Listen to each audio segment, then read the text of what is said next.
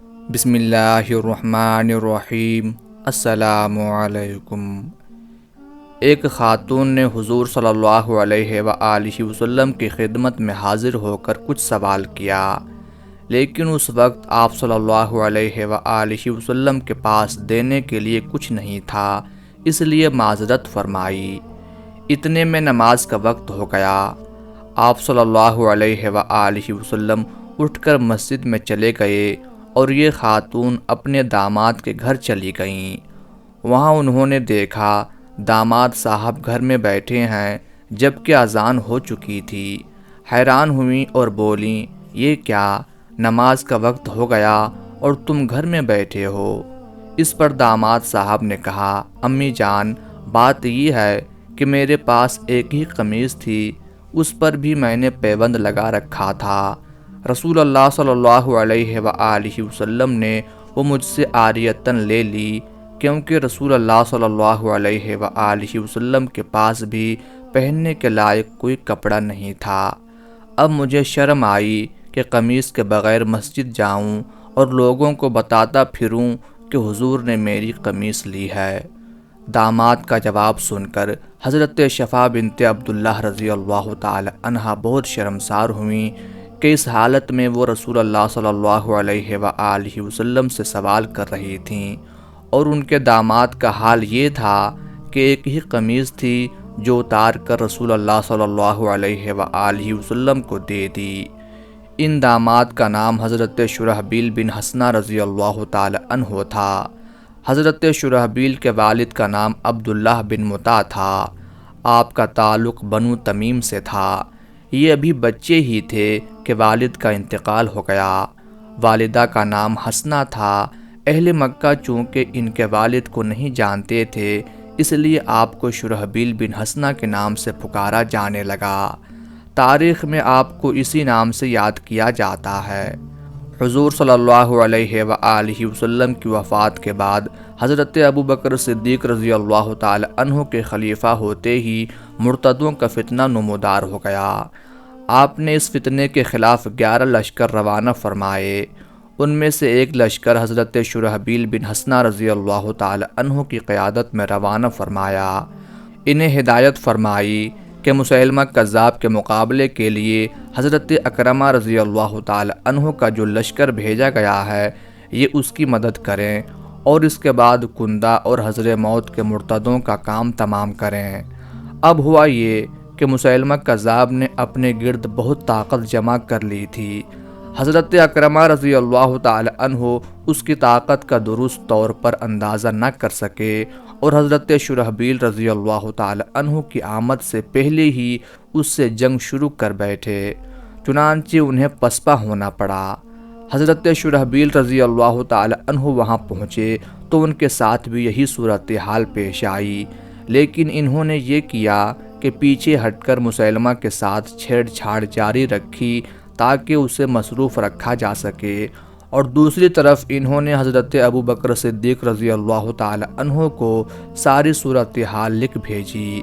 اس وقت تک حضرت خالد بن ولید رضی اللہ تعالی عنہ اپنی مہم سے فارغ ہو چکے تھے۔ حضرت ابوبکر صدیق رضی اللہ تعالی عنہ نے انہیں شرحبیل رضی اللہ تعالی عنہ کی مدد کے لیے روانہ فرمایا۔ یمامہ کے میدان میں زبردست معرکہ ہوا، خون ریز ترین جنگ لڑی گئی۔ اس لڑائی میں حضرت شرحبیل رضی اللہ تعالی عنہ سر سے کفن باندھ کر لڑے۔ آخر کار مرتدوں کو شکست فاش ہوئی، ان کے پرخچے اڑ گئے، خود مسیلمہ بھی اس لڑائی میں مارا گیا۔ چند ماہ کے اندر اندر تمام مرتدوں کا مکمل طور پر خاتمہ ہو گیا۔ 13 ہجری میں شام کی رومی سلطنت کے خلاف جہاد شروع ہوا۔ حضرت ابوبکر صدیق رضی اللہ تعالی عنہ نے اس مہم کے لیے 4 سپہ سالار مقرر فرمائے۔ ان میں سے ایک لشکر کے سالار حضرت شرحبیل رضی اللہ تعالی عنہ تھے۔ انہیں اردن کی طرف روانہ فرمایا۔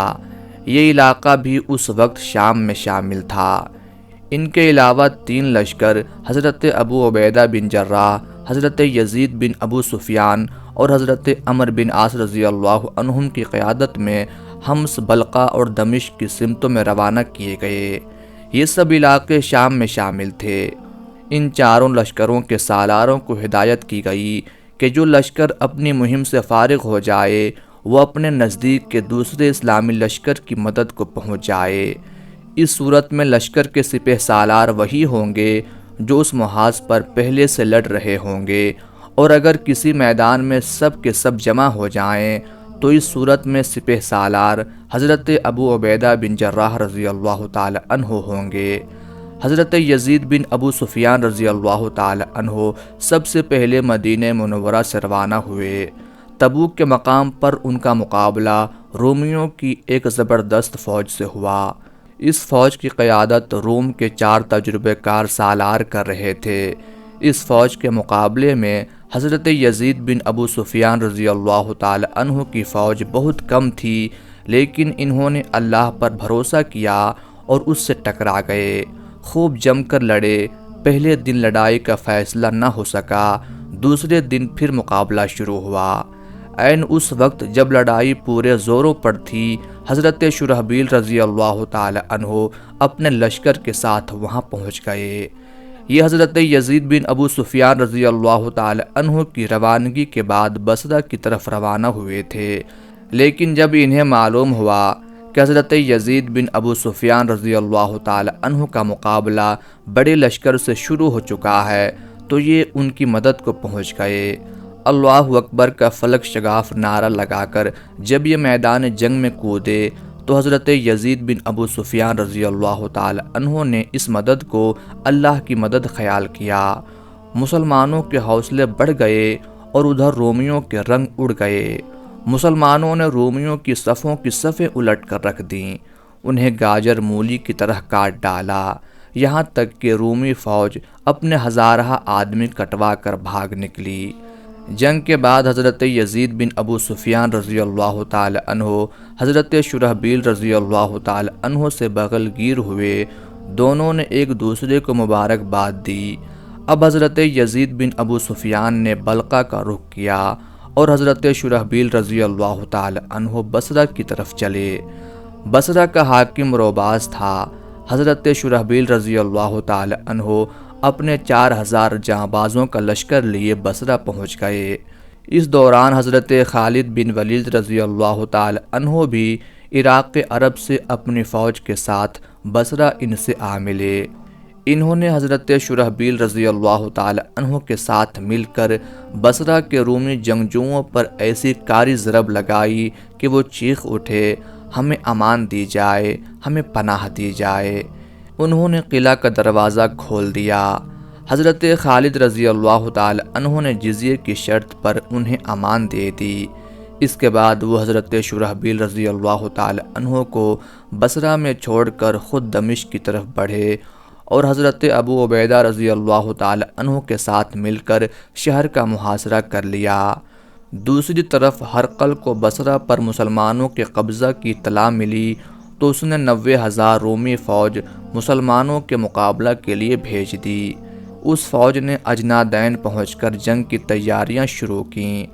حمص کا رومی حاکم دردان بھی ایک بڑی اور زبردست فوج کے ساتھ اس ارادے سے روانہ ہوا کہ حضرت شرحبیل رضی اللہ تعالی عنہ کا رابطہ دمشق، بلقا اور فلسطین میں موجود اسلامی فوجوں سے کاٹ دے۔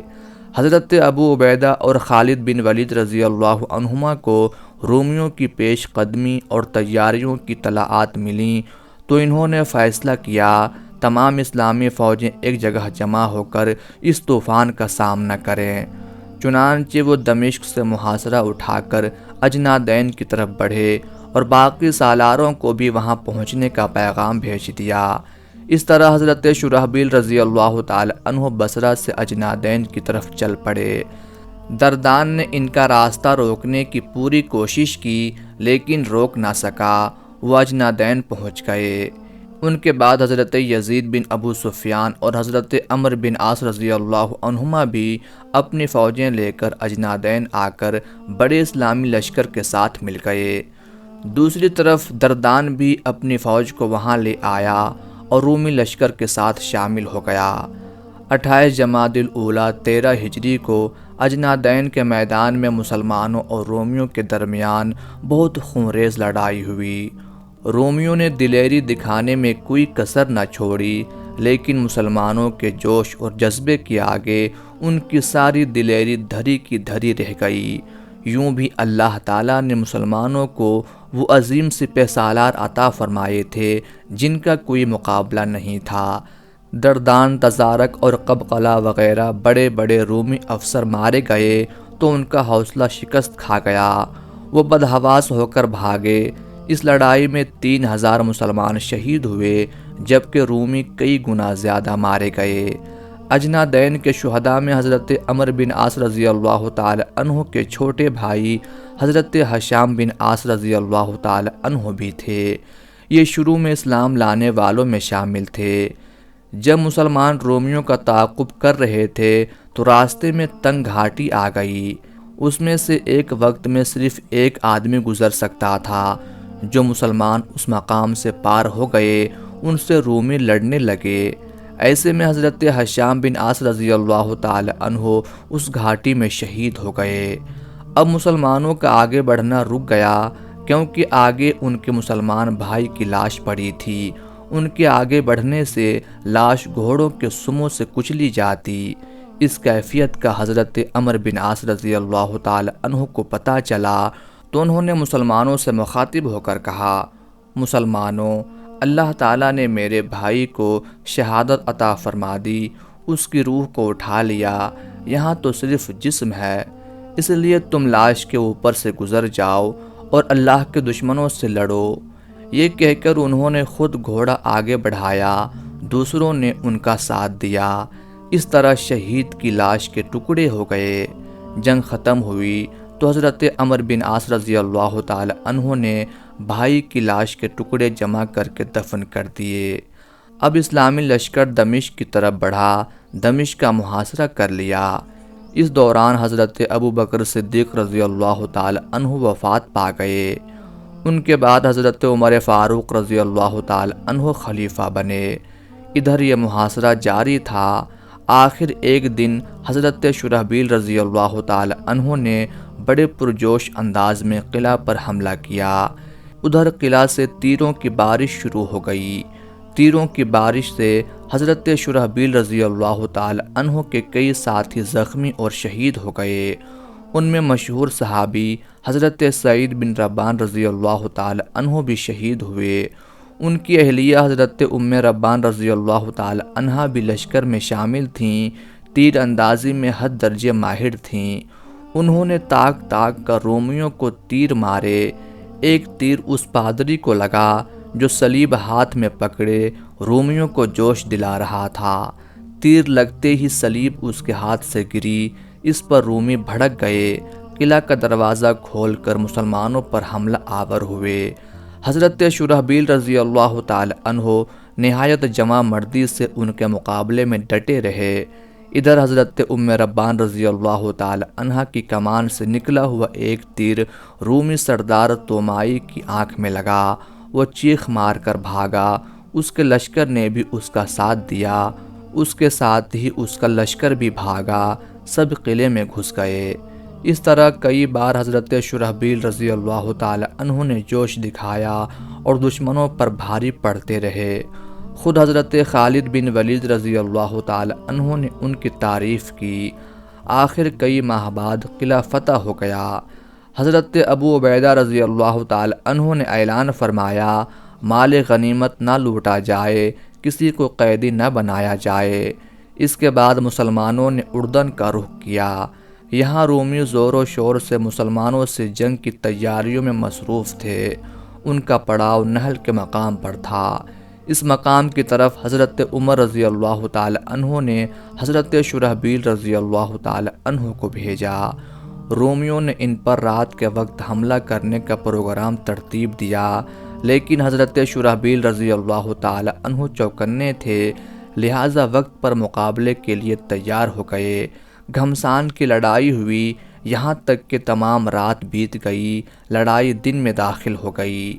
مسلمانوں نے لڑائی کے وہ جوہر دکھائے کہ رومیوں کی کمر ٹوٹ گئی اور وہ بھاگ کھڑے ہوئے۔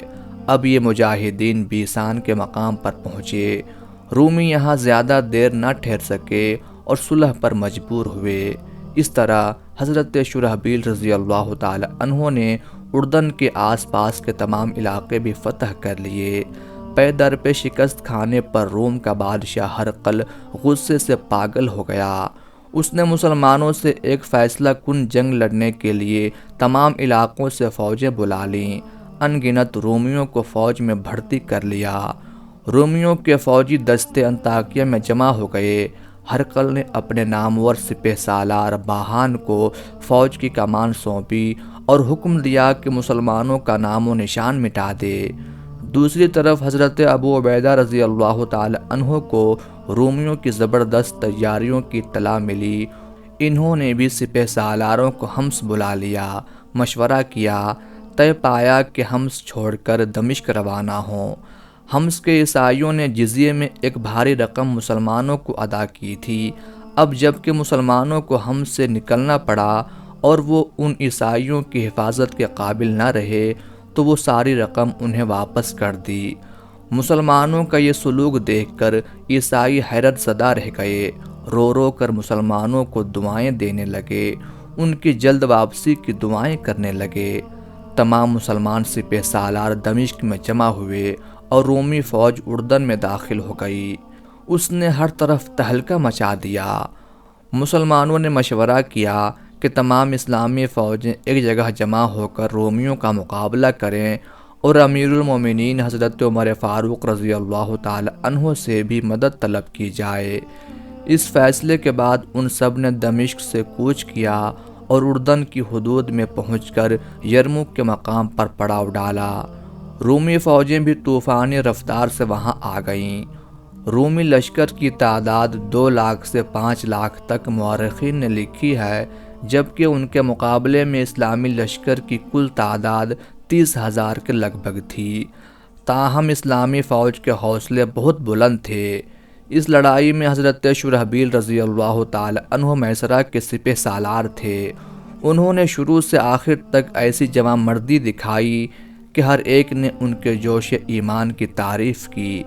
یرموک کی لڑائی کے دنوں میں ایک روز 30,000 کے ایک دستے نے حضرت شرحبیل رضی اللہ تعالی عنہ کے دستے پر اس زور کا حملہ کیا کہ بیشتر مسلمانوں کے قدم اکھڑ گئے۔ حضرت شرحبیل رضی اللہ تعالی عنہ صرف 500 مجاہدین کے ساتھ پہاڑ کی طرح جم کر مقابلہ کرتے رہے اور رومیوں کی پیش قدمی روک دی۔ اپنے سالار کو ڈٹے دیکھ کر مسلمان بھی پلٹ پڑے اور غضبناک انداز میں حملہ کیا۔ حضرت شرحبیل رضی اللہ تعالی عنہ ان کے پلٹنے پر بولے، تم نے یہ کیا کیا؟ بہشت کو چھوڑ کر دوزخ میں گرنے چلے تھے۔ مسلمان شرمندہ ہو گئے، جان توڑ کر لڑے اور رومیوں کو بھگا دیا۔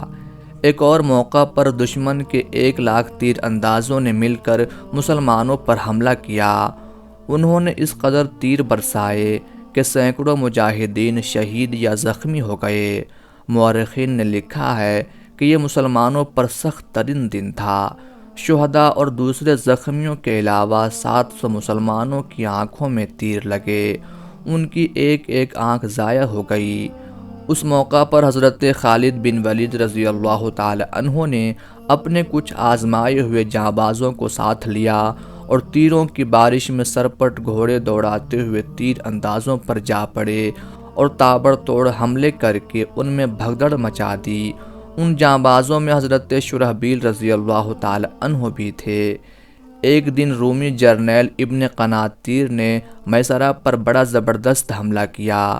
اس کے مقابلے میں نئے مسلمان تھے، پہلے ہی حملے میں ان کے پاؤں اکھڑ گئے۔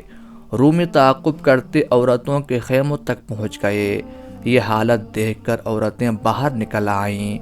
ان کی دلیری نے عیسائیوں کی یلغار روک دی۔ مجاہدین اگرچہ منتشر ہو گئے تھے، لیکن سالاروں میں حضرت قباس بن رشیم، سعید بن زید، یزید بن ابی سفیان، عمر بن عاص اور شرحبیل بن حسنہ رضی اللہ عنہم جم کر لڑتے رہے۔ حضرت شرحبیل رضی اللہ تعالی عنہ کا تو یہ حال تھا کہ رومی ان پر چاروں طرف سے ٹوٹے پڑ رہے تھے اور وہ ان کے درمیان گھرے پہاڑ کی طرح ڈٹے کھڑے تھے۔ آپ قرآن کی یہ آیت پڑھ رہے تھے، اللہ نے جنت کے بدلے مسلمانوں کی جان اور مال کو خرید لیا ہے۔ وہ اللہ کی راہ میں لڑتے ہیں، پھر مارتے ہیں اور مارے جاتے ہیں۔ ساتھ میں وہ پرجوش انداز میں کہہ رہے تھے، اللہ کے ساتھ سودا کرنے والے اور اللہ کے ہمسائے بننے والے کہاں ہیں؟ یہ جملہ جس کے کان میں پڑا پلٹ آیا، یہاں تک کہ اکھڑے قدم جم گئے۔ نتیجہ یہ نکلا کہ رومیوں کو عبرتناک شکست ہوئی، ان کے 70,000 سے زائد فوجی مارے گئے، ان کی لاشوں سے میدان جنگ پٹ گیا۔ ہرقل انطاکیہ سے فرار ہو کر قسطنطنیہ جانے پر مجبور ہو گیا۔ انطاکیہ سے روانہ ہوتے وقت اس کی زبان پر یہ الفاظ تھے، الوداع اے سرزمین شام۔ یرموک کی فتح کے بعد مسلمانوں نے قنسرین، حلب، انطاکیہ، مرعش اور کئی دوسرے علاقے فتح کر لیے۔ پھر فلسطین کے مرکزی شہر بیت المقدس کا محاصرہ کر لیا۔ اس فوج میں بھی حضرت شرحبیل رضی اللہ تعالی عنہ شامل تھے۔ وہاں کے لوگوں نے اس شرط پر صلح کرنا منظور کیا کہ حضرت عمر رضی اللہ تعالی عنہ خود بیت المقدس آئیں۔ حضرت عمر رضی اللہ تعالی عنہ مدینہ منورہ سے روانہ ہوئے، بیت المقدس میں داخل ہوئے تو دوسرے سالاروں کے ساتھ حضرت شرحبیل رضی اللہ تعالی عنہ بھی شامل تھے۔ حضرت عمر رضی اللہ تعالی عنہ نے انہیں اردن کا والی مقرر فرمایا۔ 8 ہجری میں شام میں طاعون کی وبا پھیل گئی۔ حضرت شرحبیل رضی اللہ تعالی عنہ بھی اس وبا میں چل بسے اور اپنے مالک حقیقی سے جا ملے۔ آپ سب سے پہلے اسلام لانے والوں میں شامل تھے۔ جہاد کا شوق حد درجے تھا، اسی طرح عبادت گزار بھی بہت تھے۔ 2 ہجرتوں کی سعادت حاصل ہوئی۔ اللہ تعالیٰ کی ان پر رحمتیں ہوں، آمین یا رب العالمین۔